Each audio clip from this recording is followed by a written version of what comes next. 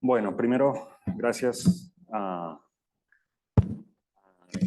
Ditela, el Kellogg, a DEM, a SAP por la oportunidad, por la iniciativa.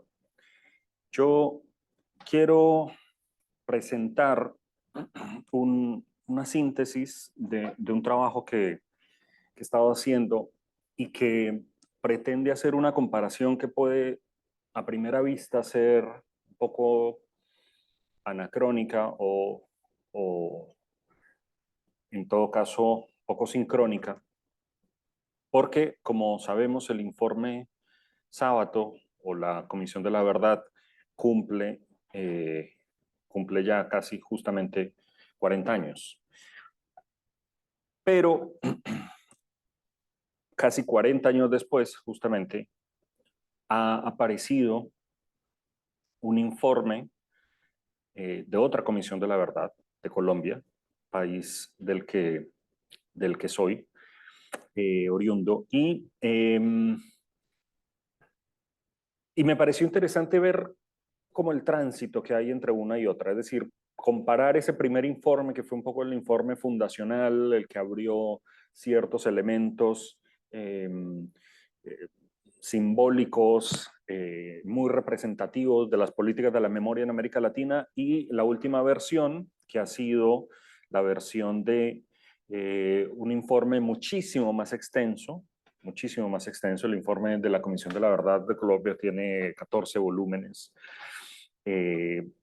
Pero más allá, digamos, de esa amplitud, también de pronto encontrar algunas semejanzas, algunas diferencias que permitan proponer una conversación un poco en clave de dónde venimos y dónde estamos. Voy a presentar una síntesis, tenemos poco tiempo, entonces voy a hacer un resumen muy apretado de lo de lo que estoy trabajando, pero básicamente me interesa identificar tres puntos de contraste. Primero, el contexto político de ambas violencias, identificar, digamos, que las transiciones, hay dos grandes tipos de transiciones, como todos sabemos, es decir, una transición de la dictadura a la democracia, como fue la Argentina, y una transición de la guerra a la paz, como es la colombiana. Entonces, comparar un poco el contexto de ambas violencias.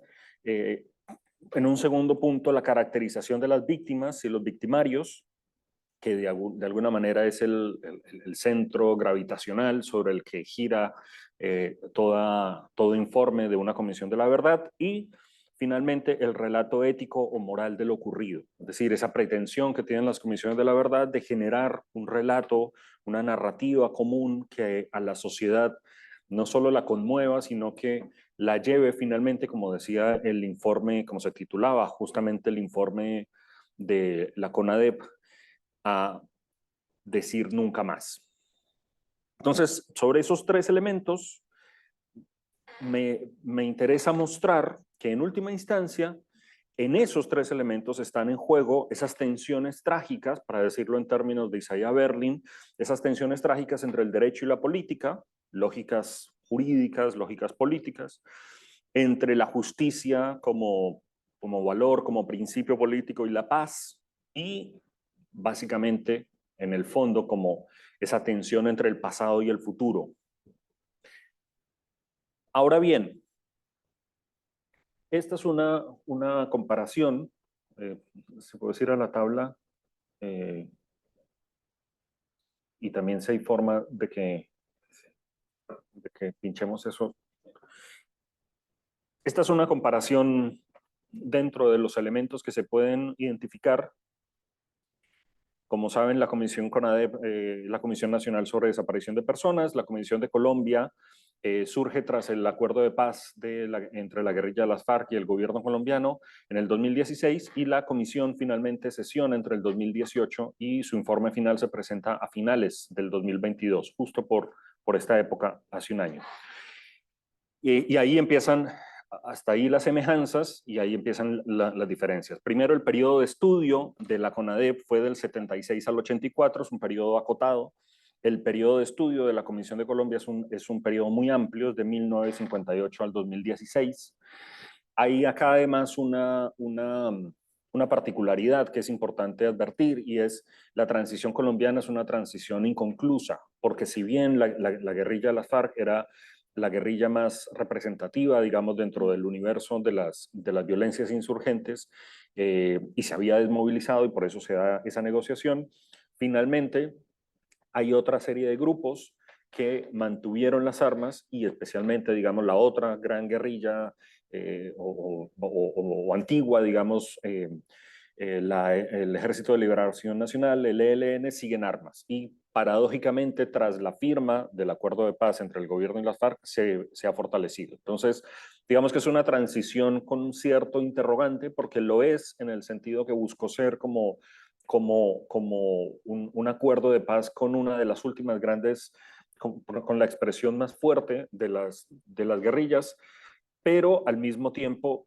hay muchos que advierten que parte de la dificultad que ha tenido que enfrentar el informe de la Comisión de la Verdad es que es una transición que no ha terminado, porque un conflicto que de alguna manera no se le puso fin y por lo tanto ahí hay una diferencia. Las víctimas que identifica la CONADEP, como ustedes saben, es 8.960 personas desaparecidas, y aquí pues hay otra gran diferencia. La Comisión de la Verdad de Colombia identifica en una cifra, digamos, que es un poco escandalosa, 9 millones de víctimas, porque incluye dentro de esas 9 millones a eh, todas las personas que fueron desplazadas. Es decir, si le pusiéramos cifras, se habla de 500.000 de personas asesinadas, se habla de 50.000, voy a redondear las cifras para no fatigarlos, 50.000 secuestros, 824 extorsiones, 16.000 reclutamiento de niños y niñas, 4.800 víctimas de minas antipersonas, 121.000 personas desaparecidas, 9 de cada 10 víctimas fueron civiles, 1.000 masacres, 6.402 ejecuciones extrajudiciales, o un número que podría llegar a 8.208 si se tiene en cuenta desde 1978. La cifra de desplazados, la cifra, la Comisión de la Verdad, en 8.200.000 y tantas, y 8 millones de hectáreas despojadas. Ya ahí vemos, digamos, probablemente lo que es la mayor diferencia entre ambas comisiones. Mientras la comisión argentina se enfoca en 3 formas de victimización muy puntuales, que eran las que habían generado en buena medida su convocatoria: el secuestro, la desaparición y la tortura. La Comisión de la Verdad de Colombia primero se suma a un acervo documental y a una tradición que ha tenido el país de comisiones de esclarecimiento. Es decir, en el caso de Colombia, esta no es la primera comisión, eh, y no sabemos aún si será la última. Entonces, ese es un punto importante, a diferencia de la CONADEP, que en su momento fue algo inaugural y con una función muy específica, con un periodo de tiempo muy acotado. La Comisión de la Verdad, y aquí empiezo a perfilar algunas conclusiones. La Comisión de la Verdad tiene una pretensión de establecer un relato que no solo que sea útil para las autoridades judiciales para hacer justicia, sino que además tiene la pretensión de generar un relato que tiene otros componentes más ambiciosos, si se quiere, desde el punto de vista de las ciencias sociales. Es un relato más en clave sociológica, es un relato más en clave política, es un relato que amplía, digamos, las costuras de una perspectiva moral. Y en cuanto a las víctimas, este es el último punto de comparación, digamos, en cifras que pude encontrar en ambos documentos. Hay 30.000 víctimas, hay una coincidencia, hay 30.000 víctimas escuchadas por la CONADEP.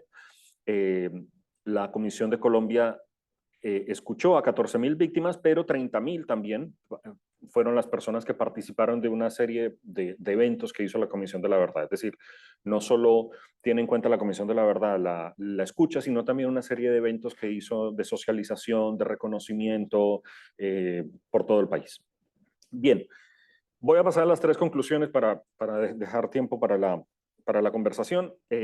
Yo planteo 3 conclusiones provisionales, y digamos, muy emborrador, probablemente sin mayor posibilidad de entrar en detalles, pero en primer lugar, quiero señalar que la mayor semejanza entre ambos informes es el tono moral de denuncia de lo ocurrido y de profilaxis de nuevas violencias. Es decir, es un clamor de nunca más que aspira a ser transversal en la sociedad y que está formulada en clave de derechos humanos y tiene un impacto, y esto es lo más importante para quienes estudiamos desde el punto de vista de la teoría política, las políticas de la memoria, tiene un impacto muy disputado. Si bien uno puede encontrar cierta conmoción, puede aludir a cierta conmoción que tuvo la sociedad argentina y una expectación con la que se recibió el informe de la CONADEP, en el caso de Colombia ha sido un poco lo contrario. Se recibió el informe con cierta indiferencia,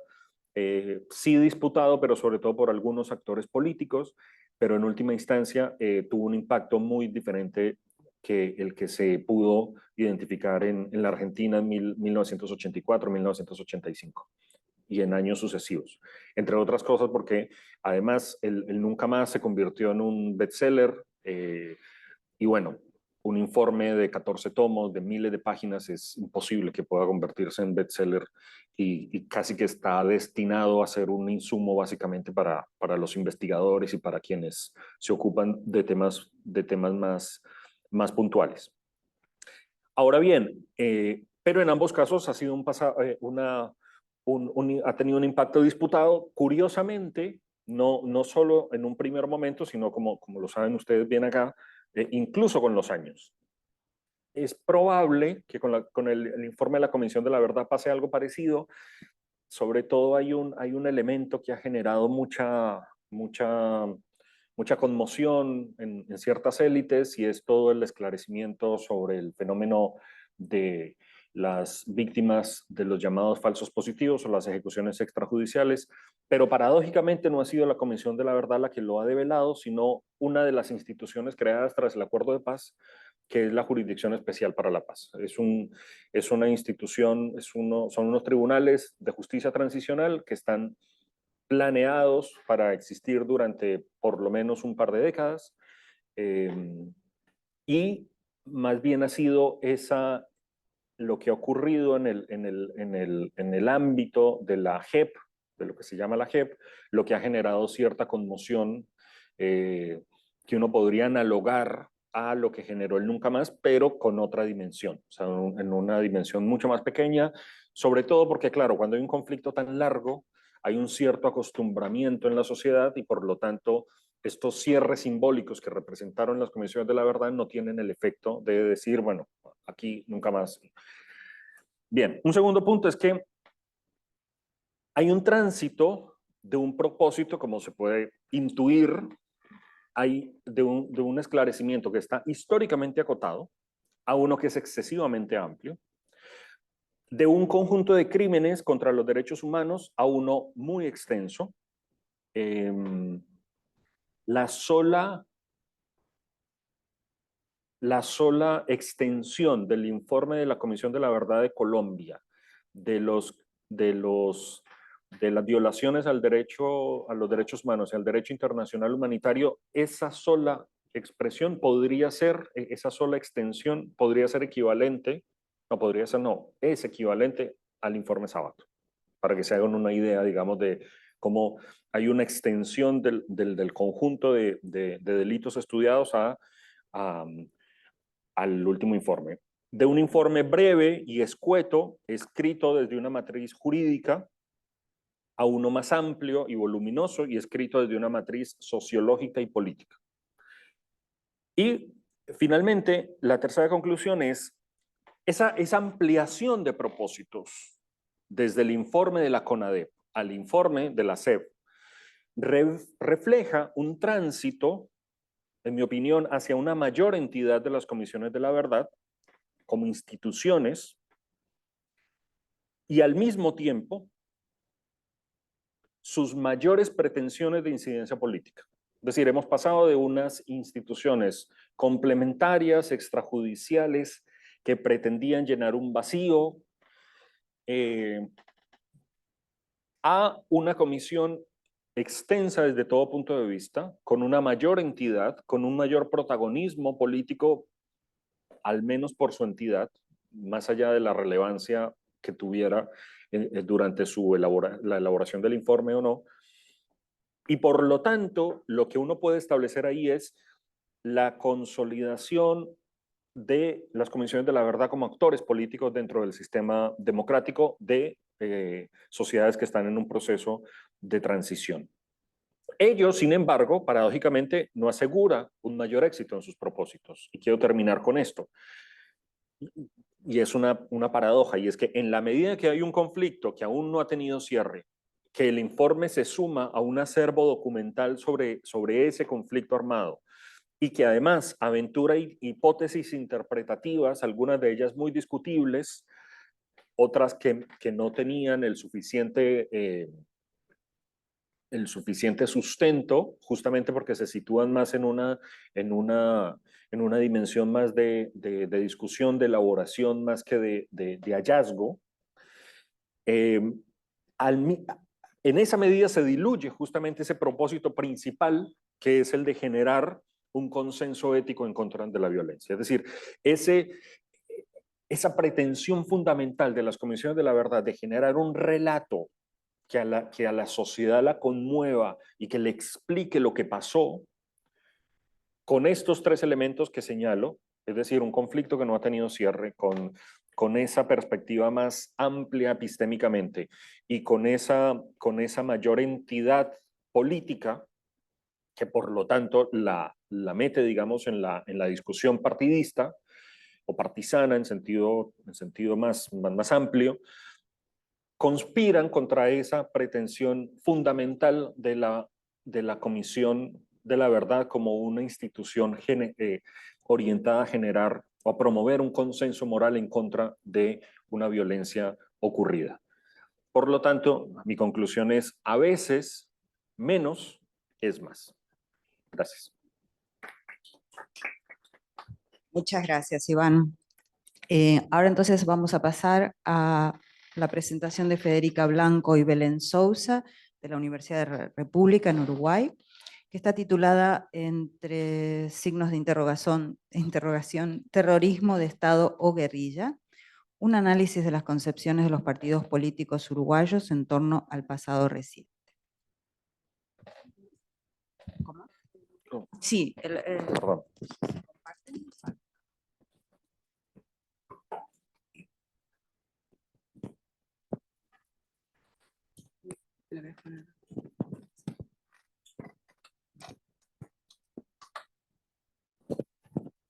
Después te lo paso.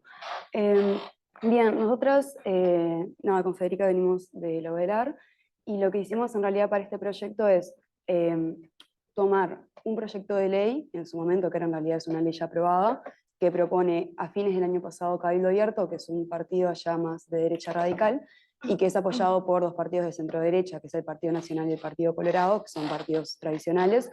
Y bueno, este proyecto lo que busca es reparar a lo que se consideran, bueno, víctimas de la guerrilla entre 1962 y 1976, pero lo que nos interesa analizar a nosotras particularmente es qué cosas redefine este proyecto de ley vinculado a la memoria. Porque, bueno, la dictadura, el periodo de dictadura cívico-militar en Uruguay es del 73 al 85, entonces este proyecto repara como víctimas de guerrilla a personas que en realidad vivían en un marco de terrorismo de Estado. Se redefine en ese sentido, bueno, la periodización, quiénes son víctimas, quiénes son victimarios, y tomamos básicamente actas parlamentarias y la discusión del proyecto de ley para ver qué discursos se emitían como diferentes actores en torno a esto, y también tomamos el Frente Amplio, que es un partido de centro izquierda también en Uruguay. Bueno, en ese sentido nuestros objetivos fueron sistematizar y analizar los relatos y poder clasificarlos a partir del proyecto de ley.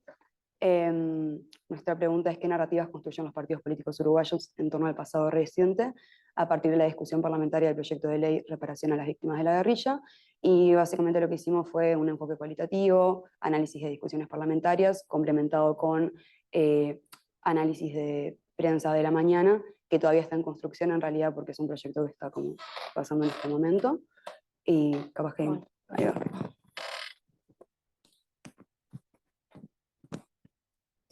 Bueno, lo que tiene que ver con el marco teórico, nosotras nos interesaba contrastar bien lo que era la investigación histórica con la memoria social. Entonces, para eso usamos los trabajos de la memoria de Schelling. La autora parte de la base de 3 posibles relaciones entre la investigación histórica y la memoria. A nosotras nos interesaba sobre todo la tercera. Pero empezando, la primera relación que desarrolla la autora es que, bueno, que la memoria social funciona como un recurso posible para la reconstrucción de datos al momento de desarrollar una investigación histórica. Una segunda posible relación es que la investigación histórica, es decir, la construcción de pensamiento crítico, permite la corrección de la memoria social en sí. Y una tercera posible relación, que era la que a nosotros más nos interesa, es el estudio de la memoria, ¿sí? Es decir, lo que se llama, lo que la autora llama el historizar la memoria, en el sentido de que, bueno, nosotros lo que hacemos es analizar las narrativas que tienen los legisladores uruguayos en torno al pasado reciente y cómo los diferentes actores y los diferentes espacios, coyunturas, van modificando el sentido de los hechos del pasado, ¿no? Entonces, justamente partiendo de la base de que la memoria, a diferencia del tiempo cronológico, no va no es una linealidad, sino que la historia se va reconstruyendo y va adquiriendo diferentes significados a medida que van surgiendo diferentes actores y en diferentes espacios, tiempos. Entonces, bueno, por eso hicimos especial énfasis en eso. Y después, para caracterizar bien a Cabildo Abierto, tomamos teoría de Sanauja y de López Burián, en el sentido de que ellos establecen de que, bueno, que estas derechas o ultraderechas surgen en las primeras décadas del siglo XXI, y los autores las denominan como nuevas ultraderechas neopatriotas, y entienden que se materializan en torno a 2 clivajes, un clivaje izquierda-derecha, que refiere, bueno, no únicamente a cuestiones de redistribución económica, sino que también desarrollan lo que se puede llamar como una guerra cultural, en el sentido de que atentan determinadas agendas, sobre todo las nuevas agendas de derechos, entre otras, y también se materializan en torno a un clivaje globalización-antiglobalización, porque desarrollan un discurso eh, sumamente en contra a lo que es la globalización, entendiéndolo como un orden liberal que socava la soberanía nacional, eh, y sobre todo las agendas que promueven los diferentes organismos internacionales. Entonces, para eso desarrollan lo que es un discurso en defensa de la hispanidad, entendiendo la hispanidad como un estadio de la historia en el que todavía no se había desarrollado la modernidad y la ilustración y el liberalismo. Entonces, justamente hacen una gran defensa de lo que es, incluso para desarrollar lo que es el internacionalismo reaccionario, que es para anclar lo que es la derecha europea con la derecha latinoamericana. Y bueno, y también parten de la base de un discurso antagónico entre la libertad, entendiendo a la libertad como, bueno, el liberalismo económico, y al comunismo como todo aquello que se contraponga con lo que es el neoliberalismo y el liberalismo económico. Bueno, básicamente los principales impulsores de este proyecto de ley es Cabildo Abierto, el partido que mencionábamos anteriormente, y cuenta con el apoyo de la coalición de gobierno actual. La periodización es bastante particular porque, y es justamente lo que nosotros vamos a investigar, que la ley abarca lo que es desde 1962 a 1976, cuando en realidad estos diferentes partidos hacen especial énfasis en lo que fue el MLN, la guerrilla, que en el 72 ya estaba desarticulada la guerrilla, pero por lo tanto igualmente la ley abarca hasta el 76. Entonces, la periodización que hace la ley es bastante polémica, y bueno, también lo que hay dentro de los años que abarca la ley es que desde el 73 al 76 Uruguay estaba en el marco de un golpe de Estado, entonces terrorismo de Estado. Eh, entonces eso es importante tenerlo en cuenta. Y bueno, lo que tiene en cuenta el proyecto de ley es que establece la reparación a víctimas de violencia llevada adelante por grupos armados entre 1962 y 1976. Eh, Establece que a los causavientes de quienes perdieron la vida se les repararán con $150.000, a quienes sufrieron incapacitación permanente, total o parcial para el trabajo o a sus causalientes. Bueno, básicamente lo que busca es reparar a todas las víctimas, ya sea policías, militares, familiares, que fueron víctimas de grupos armados ideológicos en esos años, ¿no?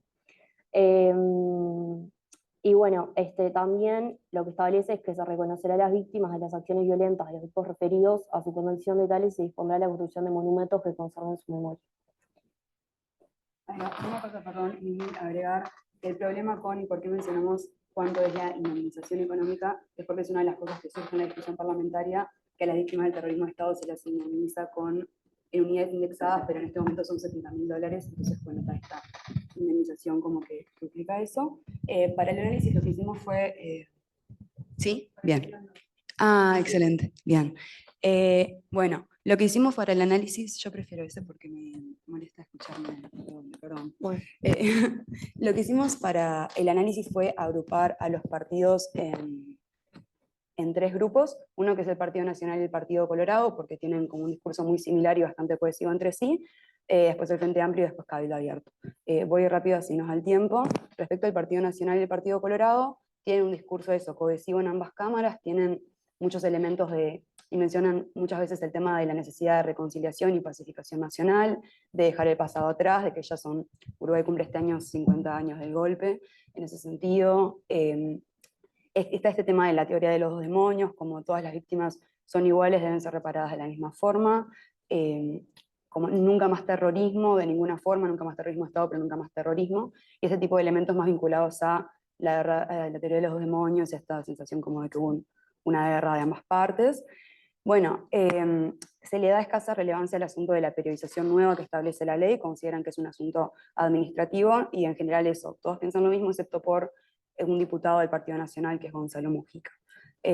Acá nada, pusimos algunas citas que no las vamos a leer todas, pero leo algunas partecitas: nunca más violencia, nunca más matar gente inocente, no, y mucho menos por parte de grupos organizados. Le decimos nunca más al terrorismo, pero nunca más a ningún terrorismo, porque todas las obras del terrorismo son deleznables y no podemos permitir que se acuse un terrorismo para defender a otro. El daño vino de un lado y del otro, fue el daño generado por los que desordenaron y luego la brutalidad de la respuesta. Bueno, y similar para el Partido Colorado, que de hecho hay uno de sus representantes que dice que no es al lugar que se mencione el terrorismo de Estado en el proyecto de ley. Respecto al Frente Amplio, tiene una postura también cohesiva, tanto en la Cámara de Representantes como de Senadores. Problematiza mucho el tema de la periodización de la ley, considera que es como la disputa de algunos consensos democráticos que existen en Uruguay, y bueno, cuando es el golpe y cuando termina la violencia por parte de grupos armados y demás. Hay mucho énfasis en el tema de la academia, y consideran que el inicio en 1962 de la periodización tiene que ver con un proyecto que está dirigido al MLN, porque es el año donde comienza a funcionar el MLN, y que como que eso tampoco es al lugar, porque en Uruguay existían grupos políticos armados de los 40, pero eran grupos de extrema derecha que no son considerados. Y bueno, tienen un discurso muy vinculado al terrorismo de Estado y a los derechos humanos, y consideran que este proyecto en realidad es una moneda de cambio entre la coalición del gobierno. Este proyecto se discute al mismo tiempo que una reforma de seguridad social, que Cabildo Abierto no iba a apoyar, entonces lo que se considera es que la condición de Cabildo Abierto fue que este proyecto sea votado, y una vez que es votado, bueno, la reforma jubilatoria termina saliendo, como para mencionar que sale en la discusión. No voy a leer más citas porque si no se nos va el tiempo, tenemos 5 minutos. Bueno, sobre Cabildo Abierto, en la Cámara de Representantes en realidad lo que vimos es que, pese a ser el partido que promueve el proyecto de ley, el rol que desempeña es más bien pasivo. Únicamente un legislador es el que participa, y básicamente lo que hace es bueno, reproducir la teoría de los demonios, y a su vez un discurso de reconciliación nacional, en el sentido de que dice que, bueno, que nunca más uruguayos contra uruguayos. De todos modos, a diferencia de lo que sucede en la Cámara de Representantes, en la Cámara de Senadores el partido desempeña un rol mucho más activo. Allí lo que vemos es un matiz entre lo que es, lo que buscan hacer es, asentándose en que en la sociedad hay un conflicto que parte de dos partes, lo que hacen de cierta manera es reivindicar al régimen de manera de quitarle responsabilidad, y al mismo tiempo hay un único senador que lo que hace es negar el terrorismo de Estado en los años que estipula la ley, es decir, del 73 al 76. Esas fueron como las conclusiones más importantes que encontramos. Bien, y nada, esto como que se enmarca en que no lo mencionamos al principio, lo deberíamos haber mencionado. Cabildo Abierto es como un partido que es bastante novedoso en Uruguay, sobre todo porque tiene como fuertes elementos militares y un vínculo bastante fuerte con el pasado reciente y algunas figuras en particular. Por eso la relevancia de Cabildo Abierto en este proyecto. Y nada, esto se vincula con otras políticas o otros discursos que tuvieron lugar este año, como el rechazo este año Uruguay reconoce, o sea, el Estado uruguayo reconoce la responsabilidad estatal frente al asesinato de las muchachas de Abril, que eran unas militantes del MLN, y ellos no solo no participan, sino que rechazan que el Estado se haga responsable, porque consideran que el Estado no debe hacerse responsable por el periodo de dictadura cívico-militar.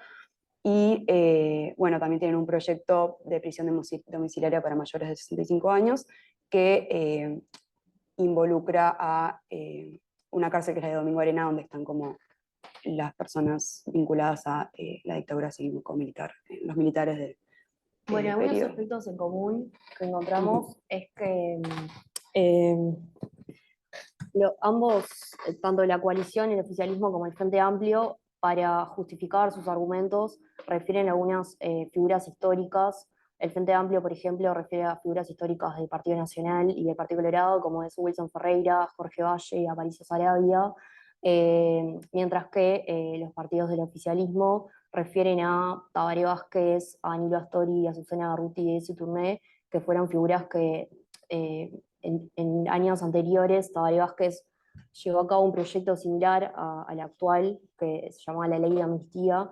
Entonces utilizan a figuras del Frente Amplio para justificar y dar argumentos de por qué el proyecto es viable. Bueno, después otros aspectos en común que encontramos es que, bueno, tanto el oficialismo como la oposición coinciden en que hay diferencias en cómo conciben a los orígenes y a las víctimas y a los victimarios. Bueno, en líneas generales hay un reconocimiento a lo que es la dictadura cívico-militar, y hay como una contraposición en lo que es, por un lado, el Frente Amplio defiende más lo que es el nunca más terrorismo de Estado, mientras que el oficialismo defiende más en este marco, en el marco de reconciliación nacional, un discurso más de nunca más terrorismo.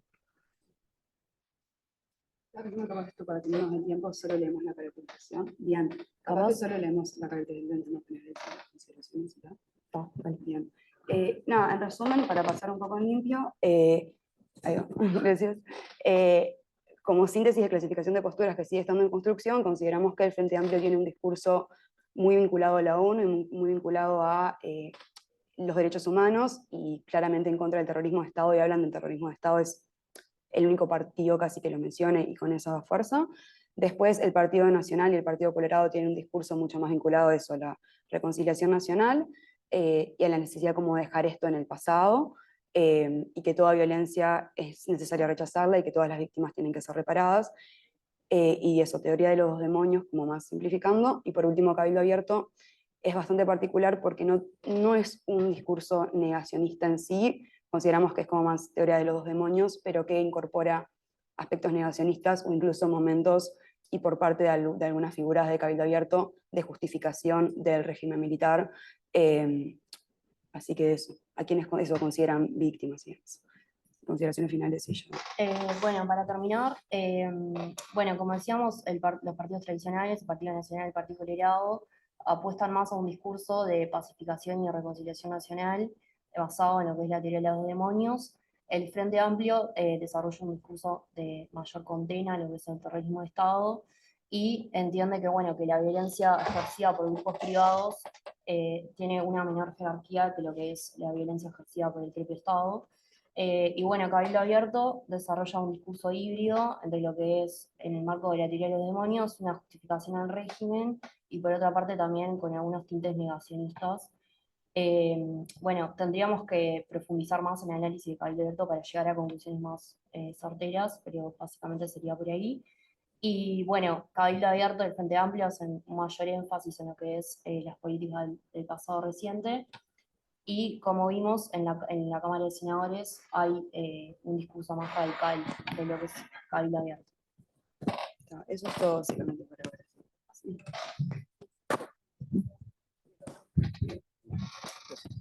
Bueno, muchísimas gracias a ambas. Entonces ahora nos abocamos a la tercera presentación, que también es un trabajo en coautoría de José Miguel Cabezas Navarro, de la Universidad de San Sebastián, y Jacqueline Morillo, que es de la Universidad Mayor de Chile. Y Jacqueline no está hoy en este panel, pero está en la otra sala.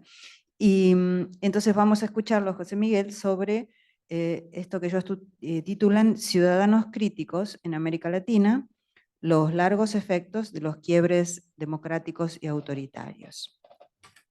Muchísimas ¿Tienes gracias. tu micrófono? Sí, ¿La ¿no? cliquera funciona o los pasas tú? Muchísimas gracias. Bueno, antes que todo, muchísimas gracias a todas y todos. Perdón, agradecer la invitación y la coordinación de la Universidad Torcuato Di Tella, del Kellogg Institute, de la Sociedad Argentina de Análisis Político y la División Regional del Varieties of Democracy.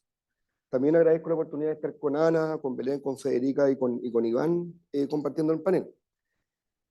Con Jacqueline, mi coautora, que coincidentemente está presentando otro trabajo que presentamos en la misma conferencia en otra sala, intentamos analizar cuáles son los efectos de vivir o tener la experiencia en Latinoamérica de un quiebre autoritario, perdón, un quiebre democrático o también del fin de un periodo autoritario. Utilizamos el término critical citizens, que viene de Pipa Norris, el cual tiene ciertas características. Muchísimas gracias. Ahora sí nos vamos a la otra. En general, tenemos teóricamente individuos que señalan preferir la democracia a otra forma de gobierno. Esto es la primera. La segunda, diapo. Por favor. Ese no es el mío, ese es el que está presentando Jacqueline. El de nosotros es... Sí.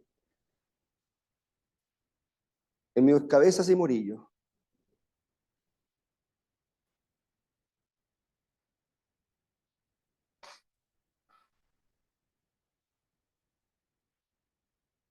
Lo mandé tanto al Third Wave como al CPI.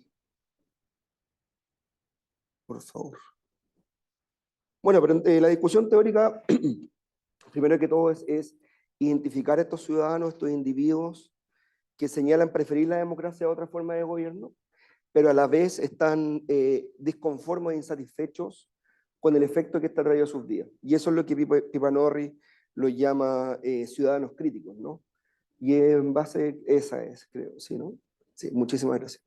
Y analizamos eso en América Latina. En paralelo a esto, nos colgamos de la teoría de la tercera ola de la democratización, que es lo que convoca esta conferencia, y queremos medir empíricamente, básicamente, cuál es el efecto de haber vivido o no estos procesos en las percepciones, las caracterizaciones, la anterior, por favor, de los individuos. Muchísimas gracias. Para hacer esto tenemos distintas herramientas. La herramienta empírica que nosotros utilizamos, nos colgamos de la epidemiología. Por eso también, tanto Jacqueline y yo tenemos una formación tradicional en politología, tenemos una aplicación de investigación mucho más inter o transdisciplinaria, y nos colgamos de herramientas de la salud pública y utilizamos el análisis de edad, periodo y cohorte. ¿Qué es lo que permite el análisis del APC, la edad, periodo y cohorte? Permite identificar de forma independiente el efecto de la edad, del periodo en que viviste o de la cohorte en que naciste, pero independiente del año en que viviste. ¿A qué me refiero con esto? El ejemplo más sencillo para esto es que los jóvenes entre 16 y 20 años tienen un comportamiento mucho más laxo, son más abiertos, no sé, al uso de sustancias, son mucho más liberales, etcétera, etcétera. Pero la pregunta es, ¿ya lo mismo haber tenido 18 o 20 años en la Revolución de las Flores o hoy día, por ejemplo? Con la información que tenemos actualmente, es decir, las encuestas levantadas hoy día, podemos observar hacia atrás, pero si sacamos los descriptivos, seguimos viendo a las personas solamente hoy. La ventaja del IPC es que permite identificar comportamientos, ya sea por la edad, es decir, en este caso, es lo mismo ser joven, adolescente o un adulto joven, independiente del periodo en que viviste, perdón, del año en que naciste o del periodo en que vives.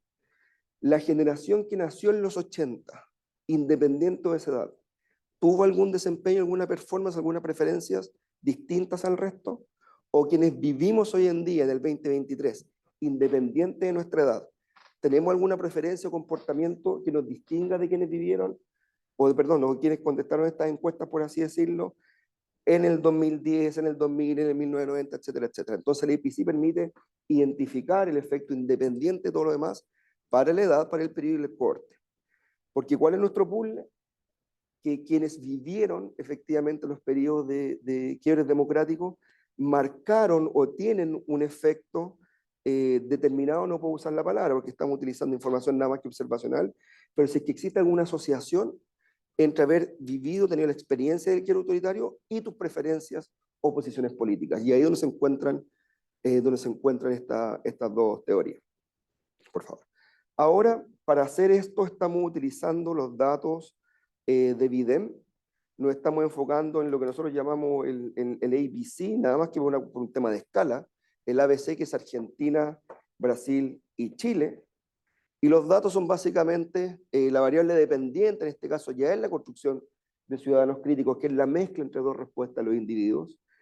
El ciudadano crítico es quien respondió que prefiere la democracia a otro régimen, pero que también se encuentra insatisfecho por la misma. Es decir, este ya es un outcome que es una respuesta a dos preguntas. En general observamos que para el caso argentino, un poquito más de un tercio de quienes señalan ser ciudadanos críticos, en Brasil mucho más cercano al tercio. Bueno, en general observamos que un tercio de las y los encuestados señalan ser ciudadanos críticos. La edad de los encuestados en general va de 18 a 90 años, por el diseño, el diseño muestral de la LAPOP, que está todo bien ahí. Las encuestas que estamos utilizando son del periodo 2006 o 2007 al 2021, que son las más recientes. Recién ayer nos enteramos que la POP ahora en un par de horas más va a entregar resultados nuevos, así que yo estoy súper expectante con eso. Y el cohorte, que es decir, la fecha en que nacieron los encuestados, va básicamente de 1925, 1921, 1916 en el caso de Chile, hasta el año 2003, que son quienes tienen hoy día 18 años de edad. Entonces, y un cuarto parámetro que acá no está incorporado, porque si bien tenemos el ABC, también tenemos a Latinoamérica como una unidad de análisis, de comparación, que son los 17 países latinoamericanos que están incorporados dentro de los 24 o 27 países que tiene la LAPOP, que no lo incorporé acá en lo descriptivo, pero sí está en la figura siguiente, por favor. Lo que vemos en general, que está en la estadística descriptiva, observamos lo siguiente, que en promedio, en general, los ciudadanos críticos han ido aumentando en la última década o dos. Esa es la tendencia que observamos en general, y tanto en Argentina como en Brasil vemos que en las primeras observaciones, ya sea el 2006, 2007, 2008, dependiendo del país, la frecuencia es mucho más alta de lo que vemos entre medio, que ahí hay un comportamiento en que desciende, pero luego en la última década sube en toda la región. Y estos son los estadísticos descriptivos, y es lo que nos indica cómo quienes vivimos hoy día nos manifestamos o no como ciudadanos críticos. Pero esto no es que oculte, perdón, esto no permite distinguir cuál es el efecto de edad, periodo, cohorte respecto a ser ciudadano crítico o no. La siguiente, por favor. Acá lo que tenemos ya son el outcome, el resultado del análisis de la IPC. Para esto utilizamos dentro del paquete epidemiología la función de la IPC, y aquí sí ya tenemos un resultado, un outcome del análisis, ¿no? Por lo tanto, esto no es estadístico descriptivo, sino que estos son rates. Para el caso de la edad, es porcentaje, pero de la edad independiente del periodo y la cohorte en que estás. Es decir, las personas de 20 años, independiente del año en que vivieron o el periodo en que nacieron, al revés, perdón, se comportan de esta forma. Sigo en la anterior. Lo que observamos es la primera edad. Lo que observamos es que en general la tendencia va al alza, con un efecto mucho más evidente y más fuerte en el caso argentino. La línea morada es la línea de los 17 países latinoamericanos. Entonces también observamos lo mismo, ¿no? Que en general, a medida que aumenta la edad, independiente del resto de las características, tendemos a ser mucho más ciudadanos críticos.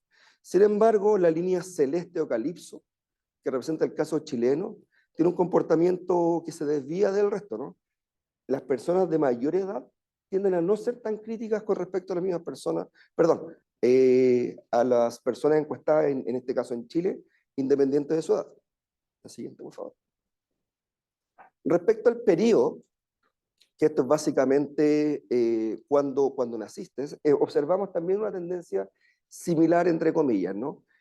Que las personas, perdón, del periodo donde vives, el año en que vives, que en general en años más recientes se es mucho más crítico que los años anteriores. Sin embargo, de nuevo, lo que observamos a la derecha de la distribución es que no necesariamente todos los países siguen exactamente el mismo comportamiento, es decir, si van al alza, las tasas de cambio, razones, de hecho estos son odds ratios o risk ratio porque vienen de la salud pública, empiezan a descender. Ojo, empieza a descender el ratio, es decir, la proporción del aumento. Esto es un poquito más abstracto, no es tan fácil analizar en términos visuales, porque lo que observamos en la abscisa, en el eje de la Y, perdón, son risk ratio o odds ratios. Por lo tanto, son tasas de cambio, no porcentaje, no una estadística descriptiva. Y la siguiente, por favor. Y este es básicamente nuestro caballito de batalla, nuestro hallazgo que más nos interesa. ¿Qué es lo que observamos en general? En general, observamos un comportamiento cuadrático con una máxima global o con el límite de la curva superior, que se encaja perfectamente en el periodo que nos describe Huntington con la tercera ola, ¿no? Con todos los quiebres autoritarios de los 70 en América Latina. Observamos también, que nos llama quizás la atención, que el comportamiento de Brasil, que es la línea verde, no es exactamente idéntico al resto de Argentina o de Chile o que la media latinoamericana. Pero también lo que nos satisface es que en términos empíricos logramos parametrizar, y bueno, aquí graficar, el efecto de los quiebres, de vivir los quiebres autoritarios en casi toda la región, en casi todos los individuos, ¿no? Quienes efectivamente vivieron en los 70, tienen una percepción, un comportamiento distinto al resto de los ciudadanos y ciudadanos. Y efectivamente, en términos proporcionales, se comportan mucho más como ciudadanos críticos que el resto de los individuos. Siguiente, por favor. Esta figura es lo mismo que la anterior. Muchísimas gracias. Voy cerrando lo mismo que lo anterior, pero con un mapa de calor, que es probablemente quizás un poco más fácil de entenderlo o visualizarlo. ¿Y qué es lo que observamos aquí en las diagonales? Son las distintas cohortes. Y esto es América Latina, Argentina, Brasil y Chile, por si acaso se volvió a etiquetar esto. ¿Y qué es lo que observamos? Los colores rojos son efectivamente donde están las proporciones o ratio más altas de ciudadanos críticos, y el azul donde está el rate más bajo. Y si nos fijamos a la derecha abajo, que es el caso chileno, la evidencia de quienes vivieron, que es la primera curva roja de arriba a la derecha, ¿no? De quienes tenían aproximadamente 20 años para el golpe de Estado, para 1973, tiene un comportamiento radicalmente distinto al resto de la ciudadanía. Sin embargo, y este es un comportamiento emergente para el cual no tenemos tanta respuesta teórica, los más jóvenes, mucho más jóvenes que yo, por cierto, pero quienes vivieron el retorno a la democracia o fueron socializados, tuvieron sus etapas tempranas de socialización política en una democracia reciente o al final del autoritarismo, también son ciudadanos críticos. Y es ahí el puzzle o el vacío teórico que nosotros estamos apuntando a llenar, porque tenemos respuesta para el quiebre democrático, pero no tenemos respuesta para el quiebre autoritario. Y ese es el puzzle, esa es la gran incógnita que nosotros planteamos con lo que llevamos hasta ahora. Con esto termino, ¿no? La siguiente diapo, por favor. Por lo tanto, nuestro paso siguiente, efectivamente, bueno, primero que todo, caracterizar cuáles son estas diferencias de percepciones, etcétera, y generar o buscar una respuesta para qué sucede con estos jóvenes, bueno, hoy día son jóvenes, que fueron socializados en un quiebre autoritario o fueron políticamente socializados en democracias débiles, como es el caso de la región de finales de los 80 y principios de los 90. Así que espero con ansia sus comentarios y preguntas. Muchísimas gracias.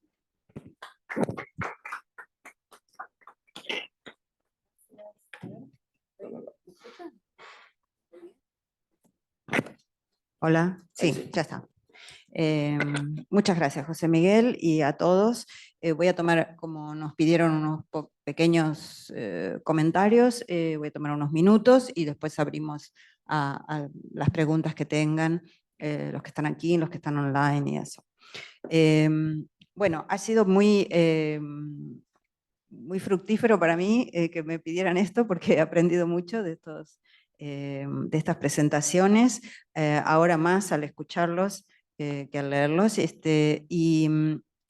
Quiero resaltar que hay una conexión entre ambas, que no estamos acá de casualidad en esta mesa, pero que se ve cuando uno mira los papers en su conjunto. Hay unas visiones complementarias, hay como un hilo conductor que nos llevaría primero al posicionamiento de los actores, por ejemplo, en respecto a este proceso de memoria y cómo se construye una memoria para una sociedad que ha pasado por un periodo traumático.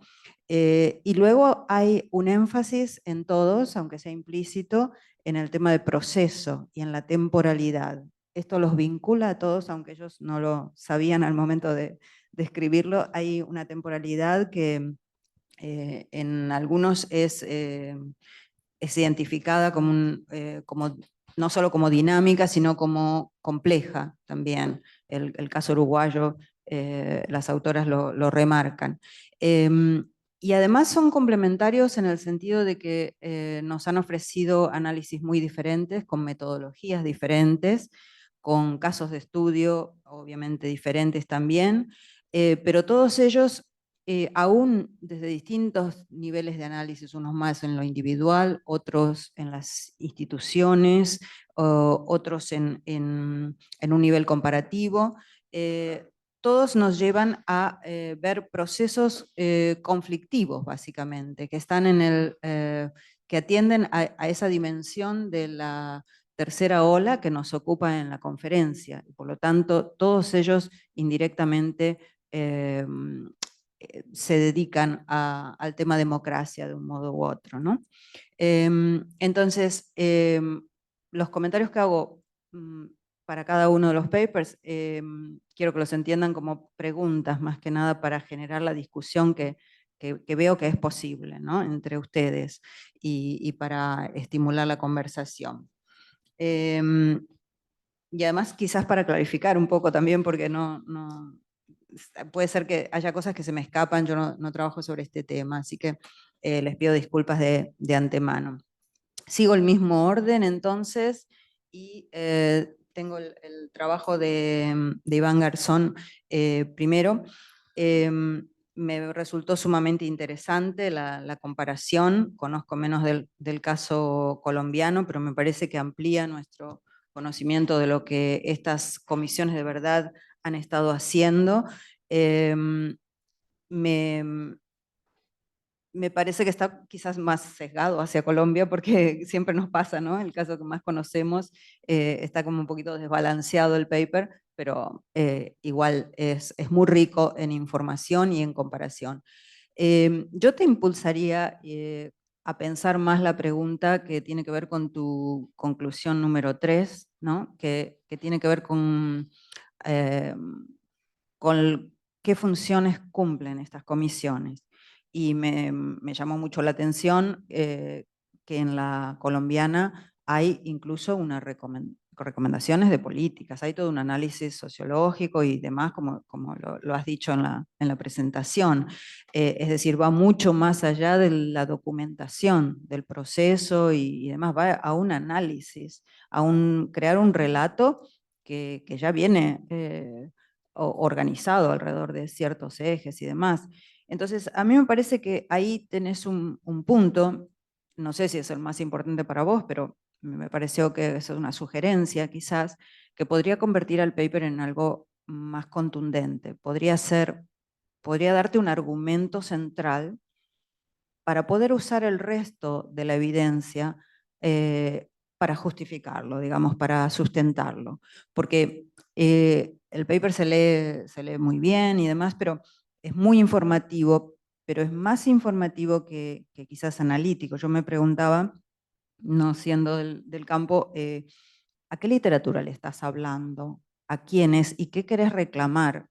Que esos que han hablado de estas comisiones y de otras, a lo mejor no han dicho esto que vos decís. Entonces tenés ahí un potencial que si lo enmarcás en una literatura específica y tomás uno o a lo mejor otro punto, no necesariamente este que yo digo, ¿no? Pero uno central, un par, y lo convertís en tu argumento para decirle a esa literatura tal cosa, puede leerse como más contundente, ¿no? Y podés reclamar unas contribuciones más originales, digamos, que las tenés, o sea, pero digo, es una cuestión a lo mejor de cómo presentar la evidencia, ¿no?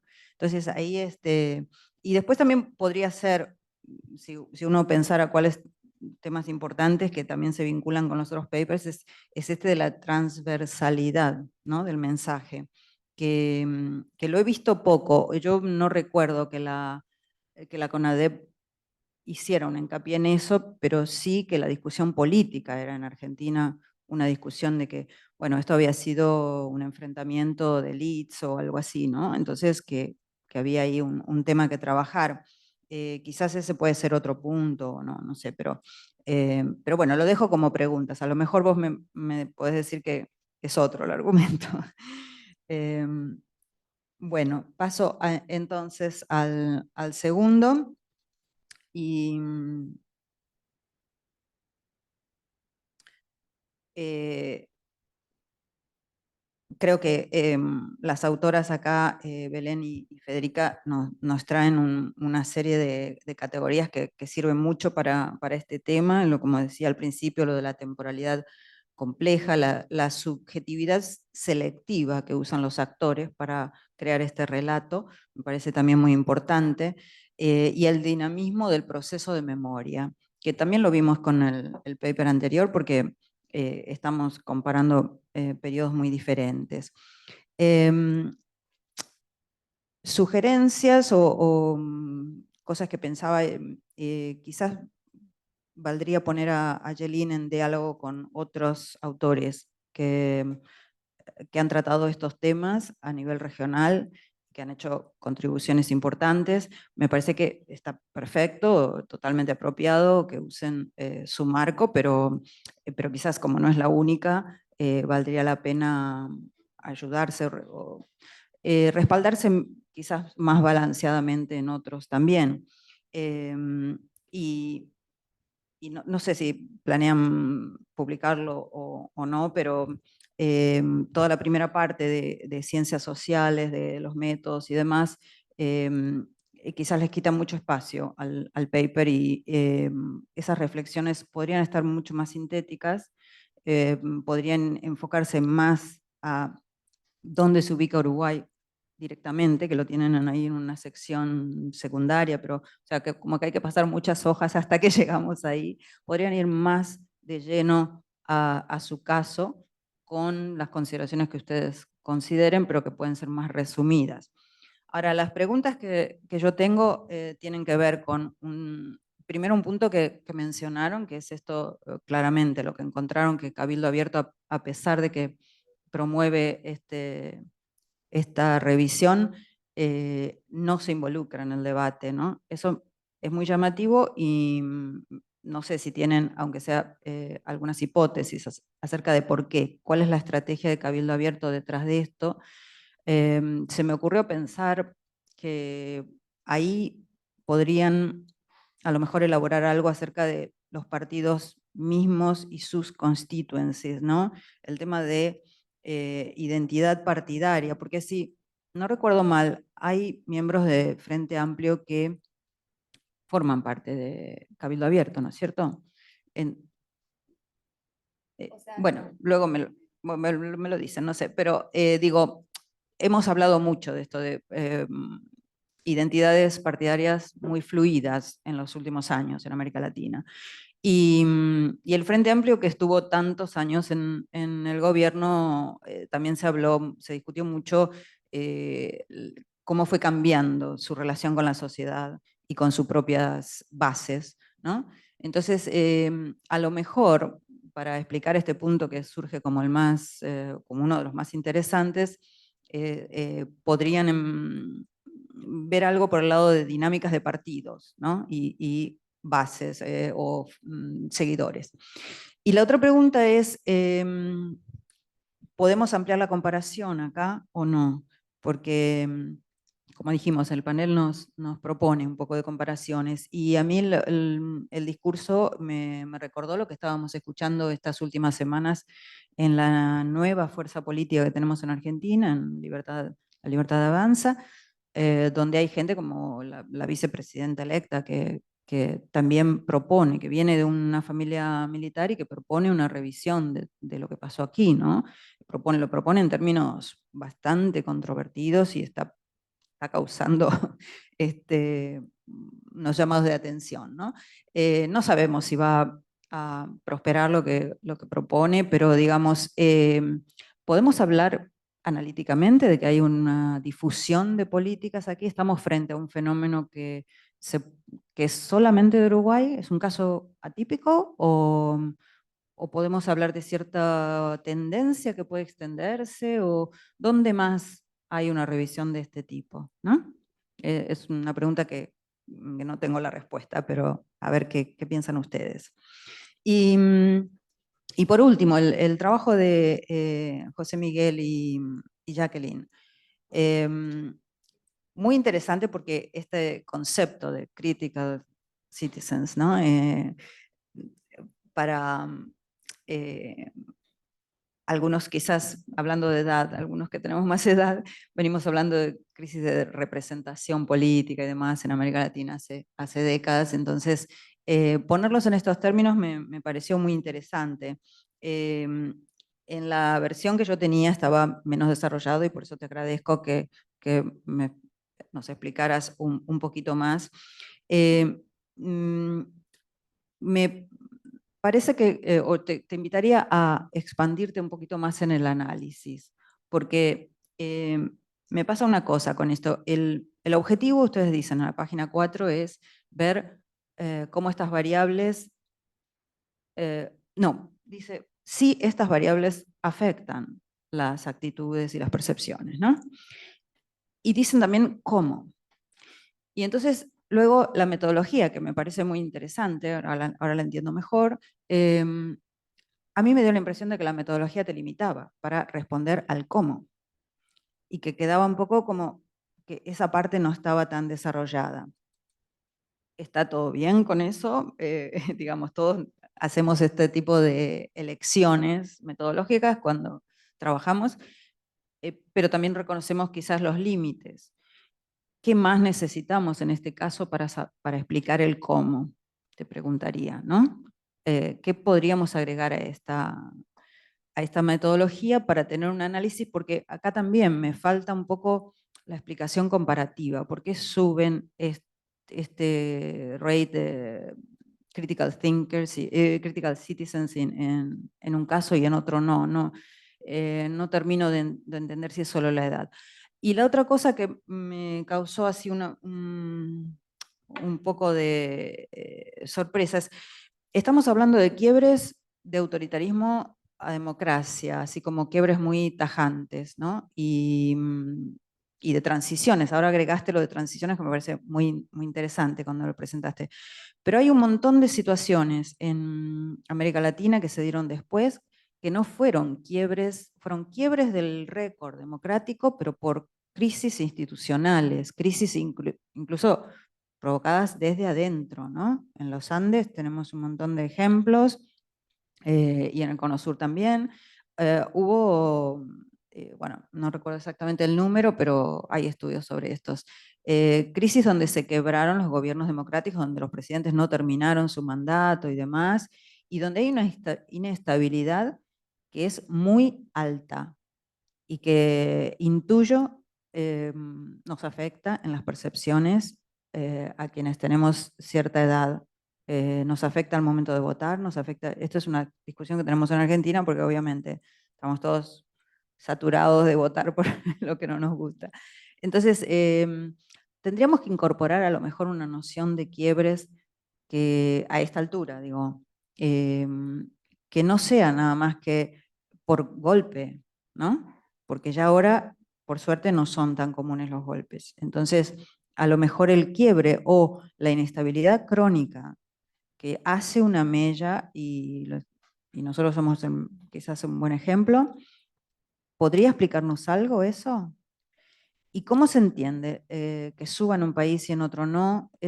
Eso te pediría que por ahí te explayes un poquito más, ¿no? Bueno, muchísimas gracias. Perdón si me extendí. Tenemos igual más de media hora. Abrimos ahora a preguntas. Me voy a fijar si tenemos algo online. Y tomamos varias, ¿les parece? Tomamos varias y después ustedes contestan. Bárbaro. Por favor. Sí, gracias. Quería hacer una pregunta sobre lo último que mencionaste del texto sobre la comparación entre los casos de Colombia y Argentina, pero me interesa en todos los casos. ¿Qué es esta tensión entre construir un relato de la memoria y de reconciliación? Digo, la tensión entre que sea un relato político o un relato, digamos, apolítico, ¿no? En el sentido partidario. Me parece que sería importante hacer una distinción, ¿no? Porque una cosa es decir que es político o no, y otra cosa es decir que es partidario. Lo que estamos viendo acá en Argentina, ahora que esto está muy vivo, por razones obvias, ¿no? La cuestión electoral, como mencionamos de la vicepresidenta, digamos, que se está como repartidizando algo que no era partidario, ¿no? Que político siempre fue de alguna manera, pero era, digo, porque los movimientos de derechos humanos en Argentina pusieron esto, que es un poco también lo que vos señalaste, ¿no? Poner la cuestión de los derechos humanos, no solo como una cuestión jurídica, ¿no? Sino también como una cuestión política, pero no política partidaria, sino decir, sea quien está en el poder, los movimientos de derechos humanos vamos a abogar por el respeto de cierto trato mínimo a los ciudadanos, a los seres humanos en general, ¿no? Y esto tenía cierto consenso en Argentina hasta hace poco, de que, bueno, los movimientos de derechos humanos, algunos simpatizan más con ellos, otros menos, pero todos consideran que ese reclamo al menos es legítimo. Pero eso está cambiando, porque está repartidizando, bueno, justamente la vicepresidenta ahora está en un discurso de que se llama el curro de los derechos humanos, ¿no? En realidad todo este reclamo tiene una agenda de izquierda atrás. Y ahí entonces me parece que lo que es, digamos, de un punto de vista de ciencia política, lo que es interesante pensar es, bueno, cuáles son las condiciones por las cuales a veces estas políticas de estos relatos de reconciliación, ¿no? y de justicia y de garantizar los derechos humanos pueden generar un consenso político no partidario y por qué a veces terminan, bueno, enrollados en una dinámica partidaria, ¿no? Yo diría en Argentina lo que pasó es que la transición se dio en tal contexto de prestigio de la dictadura militar que se pudo armar un consenso suficientemente amplio como para decir, bueno, los que rechazamos el terrorismo de Estado somos representativos de la ciudadanía argentina en general. Pero como vemos, esto no está garantizado que sea fácil, puede cambiar, ¿no? En Colombia hay otra dinámica. Imagino también la tenían antes, pero me imagino. También es, bueno, en Colombia, ¿qué pasa? Digamos, ¿en qué medida hay condiciones para que esto sea no partidario? O, digamos, cae de nuevo con la lógica partidaria. En el caso de Uruguay, hay también un grado de partidización de la causa, ¿no? Bueno, nada, me pregunto cómo podemos pensar esto en cada caso, ¿no? Digamos, esta tensión entre lo político partidario y lo político partidario en las, digamos, políticas de derechos humanos, movimientos de derechos humanos ligados a la política de la reconciliación.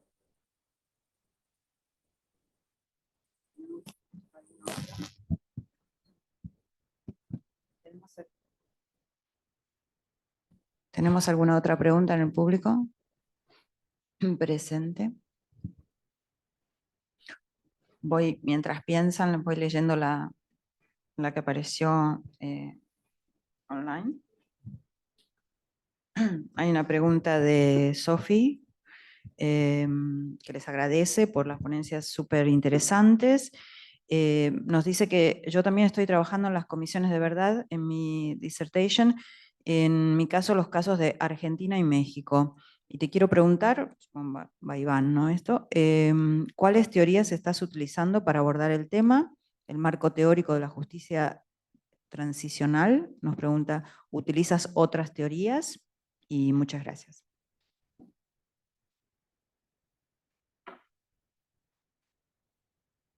¿Alguien más nos quiere?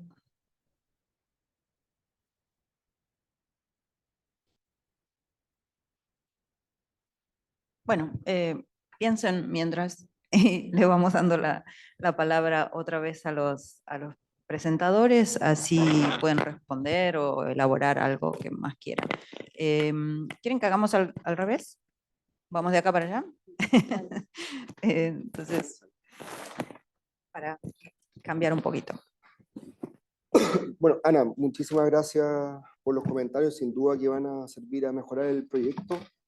Aquí yo tengo, ahora me cambio de sombrero, ¿no? Me pongo más con el del profe. Aquí hay una restricción sumamente importante. Y yo aquí soy un poquito exagerado en esta restricción. Nosotros estamos utilizando datos que fueron generados de forma observacional. Es decir, las encuestas ya las realizaron. Y no hay ninguna randomización o aleatorización de la aplicación de algún tratamiento, de algún experimento, lo que sea. Por lo tanto, si agarramos los libros, es imposible identificar o medir causalidad porque no hay un mecanismo de identificación. Ahora, esa es la gran limitante de todas las ciencias sociales y por eso hacemos métodos y no estadísticas. Por lo tanto, el mecanismo causal, efectivamente, y por eso te agradezco el comentario, es algo que tenemos que llegar a ser capaces de sostener y de generar argumentos mucho más consistentes. Pero al final del día, si nos ponemos lo más riguroso que quisiéramos o podemos, las restricciones respecto aquí esto de texto, ¿no? al proceso social de generación de la información. Lo de la inestabilidad crónica, de hecho me gustó mucho el concepto, no sé si es tuyo o se te ocurrió. Maravilloso, ¿no? No, pero lo guardé entre comillas porque es muy autoexplicativo. Entonces, sin duda que es algo que debiésemos incorporar, pero ahí también la restricción respecto a los datos, que es algo mucho más reciente. Por lo tanto, es algo que quizás podemos ser capaces de pesquisar mejor en las encuestas de aquí en más, y no necesariamente con toda la ola que tenemos para atrás. Pero sin duda que es otra, entra en el pipeline, en otra parte de la agenda que es sumamente interesante. Y bueno, claro, esto de lo de la crisis de representatividad, yo estoy de acuerdo contigo. La etiqueta crisis de representatividad a mí me suena mucho más a 2010, porque hoy día, lamentablemente, desde mi punto de vista, aquí me voy a comprar varios enemigos, pasó de moda, pero no es así. De hecho, las discusiones que estamos teniendo hoy día son literalmente por la crisis de representatividad. Pero la etiqueta, el paraguas, como queramos verlo, pasó de moda, por así decirlo. Pero efectivamente, el origen de la discusión es este. Es literalmente responsiveness, o sea, quienes elegimos cuando son electos, ¿a quienes representan? ¿A ellos o a quienes fueron, o a quienes lo eligieron? Que incluso también es parte del comentario de ahora, ¿no? La vicepresidenta electa tiene una cierta agenda, por así decirlo. Perfecto, pero la discusión que no estamos haciendo es, ¿levantan agendas propias o levantan la agenda de la plataforma, del programa? Y ese es el problema de la crisis de representatividad. Por supuesto que no tengo una respuesta hasta ahora, es parte de la discusión. Y eso, bueno, sin duda incorporar los comentarios y recomendaciones nos van a hacer una pieza de investigación mucho más contundente. Muchísimas gracias.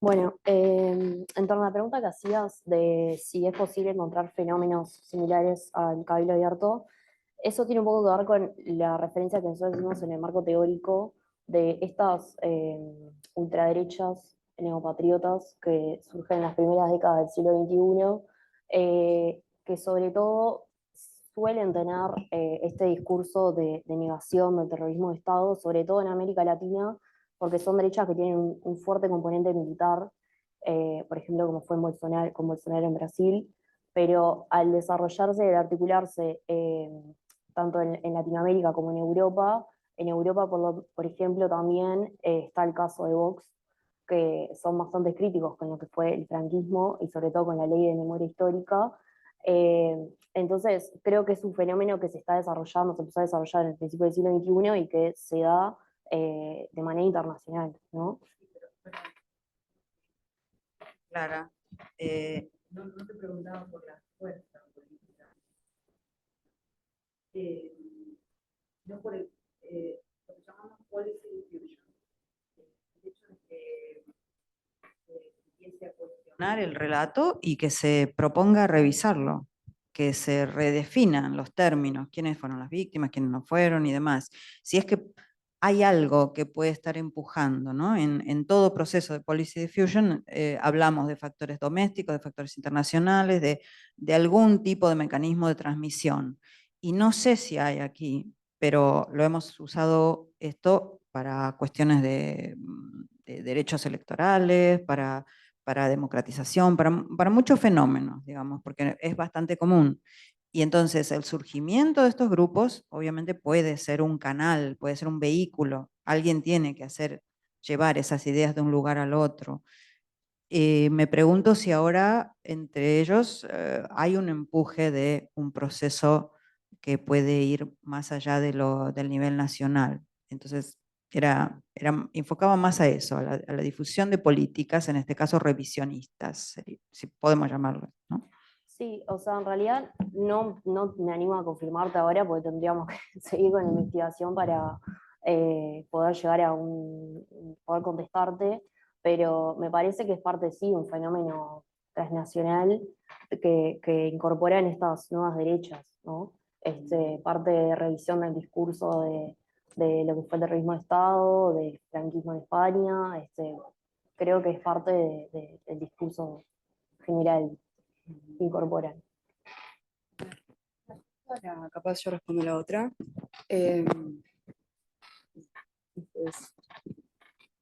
Bien.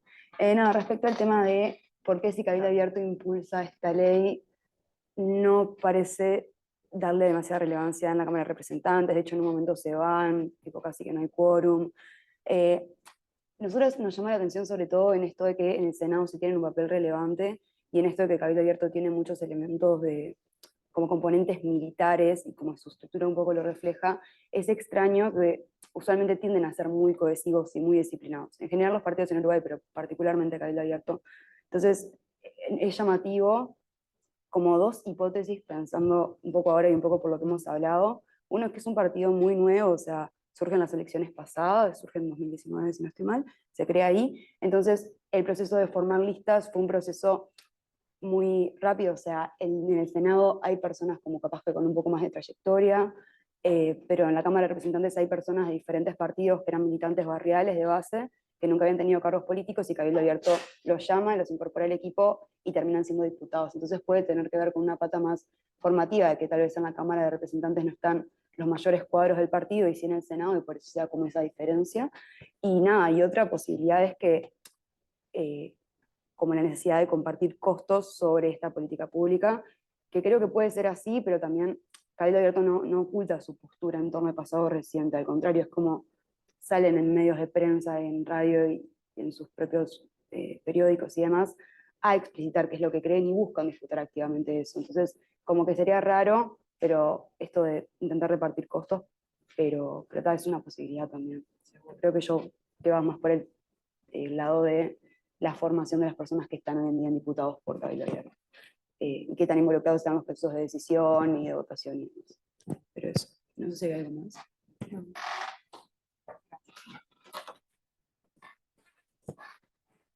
Bueno, primero, gracias Ana por tus observaciones. He tomado nota y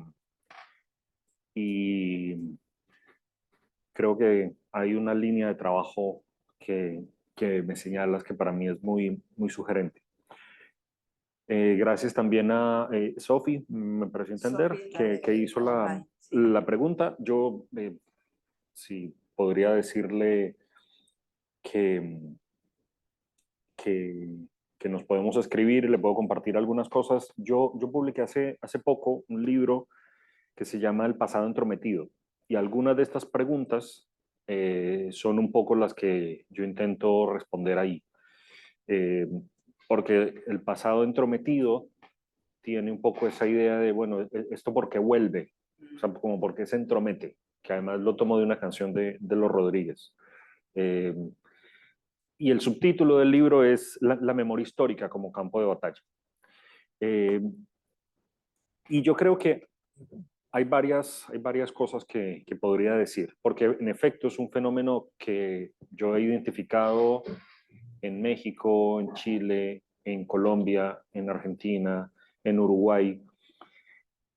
Y yo podría señalar dos cosas rápidamente, un poco a propósito del libro. Primero, a veces las políticas de la memoria nos han hecho creer que existe una especie de paradigma, y yo discuto en el libro, esa matriz epistémica de ese paradigma es: quien no conoce su pasado está condenado a repetir. Que eso suena muy bien, todos como que lo tenemos, pero en realidad yo creo que ese es un paradigma que está fundado en cierto monismo, para decirlo en términos liberales, berlinianos. Está fundado también en cierto anacronismo, porque la memoria, porque la historia nunca se repite del mismo modo. Entonces, eh, creo que las políticas de la memoria han generado a veces unos estándares, en la medida que se han institucionalizado, han generado ciertos estándares de cierta normalización democrática, de cierta normalización dentro de la cual está un gran consenso social. Y yo lo que planteo en el libro es que cuando uno mira algunos casos comparados, en realidad los países recuerdan de modo muy diferente. Y en realidad, incluso los que mejor recuerdan, como Alemania, por ejemplo, como España, también hay un pasado que no pasa. O sea, también hay fuerzas de ultraderecha. Ustedes hablan, por ejemplo, de Cabildo Abierto, pero si uno mira en Chile están los republicanos, si uno mira en Colombia está el Centro Democrático, si uno mira en Alemania está la Alternativa para Alemania, si mira en España está Vox, que lo mencionaron. Es decir, incluso sociedades que tienen un consenso más o menos amplio, que creíamos que estaba más o menos consolidado, hoy en día están abocadas a la discusión sobre ese pasado, qué pasó, por qué pasó, pero sobre todo qué efectos tiene. Y aquí viene un segundo elemento. Yo creo que la discusión hoy sobre el pasado no es una discusión historiográfica, no es una discusión tanto sobre el pasado en sí mismo, sino sobre el pasado como clave normativa del futuro. O sea, todos estos países en el fondo reivindican ciertos aspectos que en ese consenso estaban marginados, ocultos, o estaban de alguna manera que en su momento se confrontaron, pero y reivindican esos elementos para mostrar, valiéndose del agotamiento del modelo, porque yo creo que hay un agotamiento del modelo. Un poco mi mensaje entre líneas con el trabajo que yo creo que tú lo captaste, Ana, es: si vos querés tener un mensaje claro a la sociedad, querés conmover a la sociedad, querés generar un impacto de sensibilización frente a esa violencia, probablemente tenés que inhibirte de cumplir otros propósitos que te van a situar en la arena partidista. Y que en esa arena partidista finalmente vas a terminar un poco en una disputa, perdiendo un poco esa aura de cierta superioridad moral que tienen las comisiones de pretender decir: nosotros pretendemos desde esta conciencia humanitaria, desde este compromiso con los derechos humanos, hacer una cosa transversal. Y tan frágil es ese consenso, tan agotado está, que a 50 años del golpe en Chile no hubo un acuerdo transversal sobre eso. Que en Colombia, a pesar de todo lo que ha pasado y de todo lo que se conoce, hay sectores como los hay en Uruguay, en Chile, en España, que sienten que estos relatos amenazan su propia narrativa. y sienten que amenaza su propia narrativa porque en última instancia esto tiene como dos caras. Una, la de cierta hegemonía intelectual, cultural que tuvieron las políticas de la memoria todo este tiempo, pero al mismo tiempo la pretensión de ciertos sectores políticos e ideológicos de hoy en día anteponer un relato que se le oponga a ese y que de alguna manera le está disputando esa hegemonía.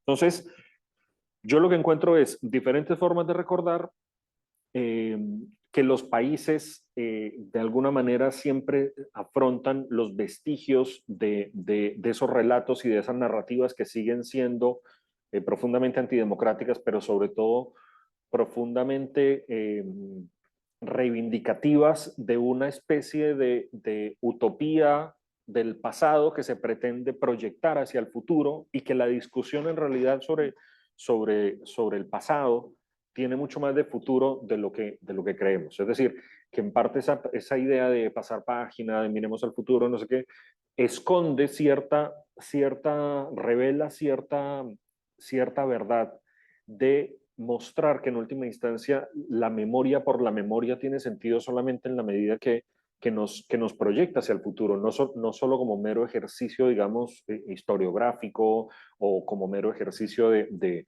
asomarse qué pasó y ya, sino que tiene esa proyección. Entonces, yo diría por ahora eso. Creo que lo que ha pasado en Colombia es que hemos tenido una situación de tal normalización de la violencia, pero al mismo tiempo de tal hastío y de tal compromiso de ciertos sectores que siempre asumieron, como sucedió también en las dictaduras del Cono Sur, que en el fondo eran sectores que estaban como por fuera de la confrontación, que estaban al margen, que no tienen ninguna disposición a asumir algún grado de responsabilidad, ni siquiera ética o moral. Y es ahí donde yo creo que una comisión de la verdad tiene quizás el mayor desafío, y es señalar los victimarios puede ser en algún punto un trabajo no tan difícil, en la medida que haya instituciones, en la medida que haya eh, eh, procesos de estudio, en la medida que haya un acervo documental, pues señalar los victimarios puede ser incluso una tarea no tan compleja. Lo difícil, creo yo, es que las comisiones de la verdad tienen una pretensión que es mucho más compleja y es proponer ese relato transversal, ser creíbles y mostrar que en última instancia eso que pasó sí debe generar un nunca más.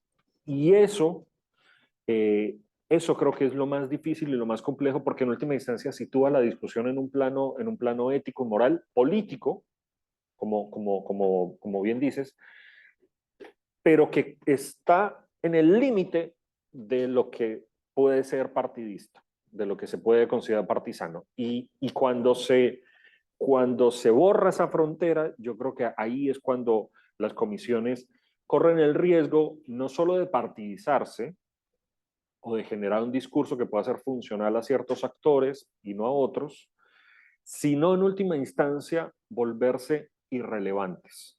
Generar un relato que en última instancia no tenga el impacto que busca generar. Y esto por lo demás ha pasado en varias comisiones de la verdad. Una ex integrante de la Comisión de la Verdad Sudafricana reconocía que la Comisión de la Verdad Sudafricana, que es la que ha tenido tanto reconocimiento internacional, en el fondo tuvo una gran dificultad justamente en generar eso. Entonces, por ahora plantearía eso. Quizás no me acuerdo si lo ponías en esos términos, pero se podría hablar de autonomía de estas comisiones, nivel de autonomía respecto del proceso político, ¿o no? ¿Se suele usar eso? Sí, digamos,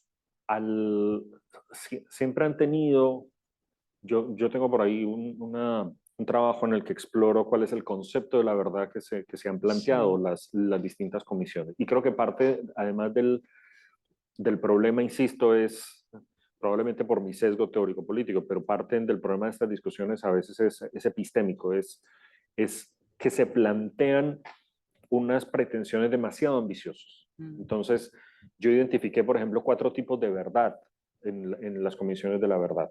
Entonces, claro, cuando pretendes no solo generar esclarecimiento, que ya es una cosa ambiciosa, sino además pretendes generar una verdad social, una verdad moral, una verdad que además tenga un efecto y unas consecuencias. O sea, en realidad estás pidiéndole a una institución que cumpla demasiados propósitos. Es como pedirle al juez que no solo haga justicia, sino que además se asegure de que en efecto la persona reparada va a estar mejor después de la sentencia. O sea, las instituciones políticas tienen cierta limitación, cierta austeridad, por lo menos desde una perspectiva liberal, democrática, justamente porque lo que no le podemos pedir a la institución se lo podemos pedir a la sociedad civil, a otros organismos que tienen esos resortes para generar cosas para llegar hasta donde las instituciones no llegan. Entonces, yo creo que se han creado instituciones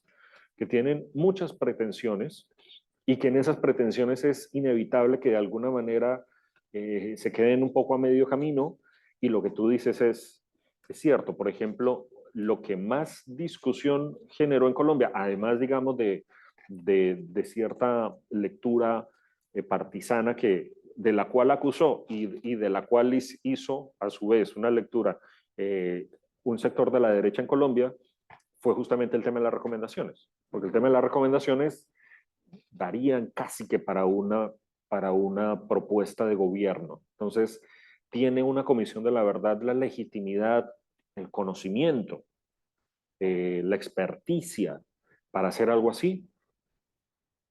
O sea, acá, digamos,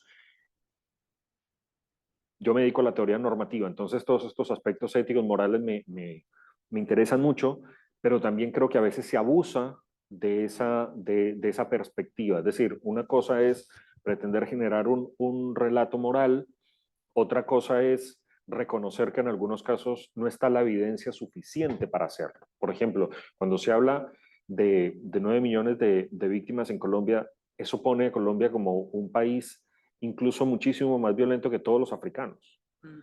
Y claro, entonces depende que se toma por víctima, hasta dónde ese concepto se ha ampliado, y de alguna manera ese inflacionismo de toda esta visión de las políticas de la memoria, yo siento que es la que está haciendo un poco crisis también.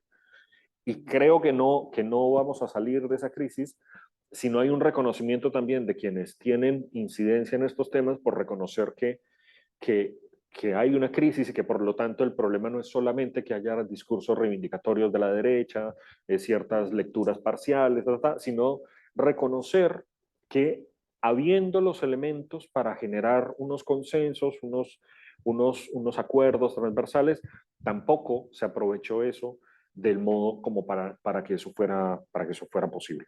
Muy bien, muchas gracias, Iván. Creo que no tenemos más preguntas online. ¿Algún comentario, respuesta, pregunta de ustedes cortita, porque estamos sobre tiempo, pero quisieran agregar algo? Nuestra querida audiencia. Dinos, rápido.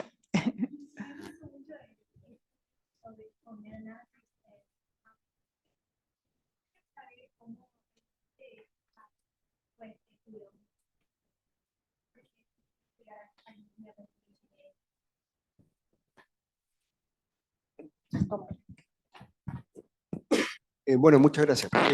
La verdad que de los tres países fue básicamente por la premura de tener un draft para esta reunión, porque en términos empíricos, analizar los 17 países latinoamericanos, luego va haciendo el subset a quienes tuvieron efectivamente regímenes cívico-militares, se te reducen como a 12, por lo tanto, ese debiese ser el número adecuado o correcto respecto a los casos latinoamericanos. ¿Por qué Latinoamérica? Porque también, bueno, uno por el origen, pero el otro también por la sistematización de la información utilizando el latinobarómetro. Pero si fuésemos más acuciosos respecto a la explotación máxima de los datos, debiesen ser entre 12 o 14 países latinoamericanos, donde efectivamente la tercera ola de Huntington muestra que hubo quiebre y retornos autocráticos o democráticos. Pero el ABC era básicamente para tener un producto en algún momento para enviarlo. Pero esa es la verdad del caso. Gracias. Muchas gracias.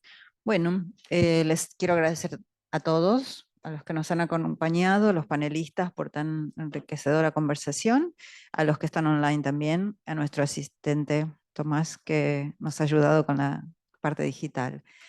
Muchas gracias. Esto sigue en los otros paneles y todo el día, así que vámonos a ello.